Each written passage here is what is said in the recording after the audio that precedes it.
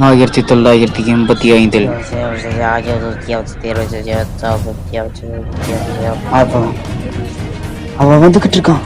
அந்த கொடூரனை கொண்டதுக்கு தயார் நிலைகளுக்கு இங்க புரியுதா? ஒரு குலப்பிறகு ரெட்ட குழந்தை 2 பேரும் உரங்க இருப்பாங்களே. அப்ப என்ன பண்றது? 2 பேரையும் கொன்னுதான் ஆகணும். இத பண்ணிதான் ஆகணுமா?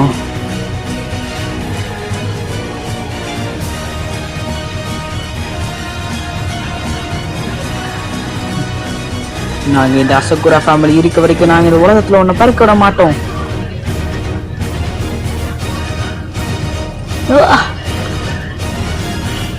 அவங்க நினைச்சவங்க தான் இவன் பறந்துருக்கான்.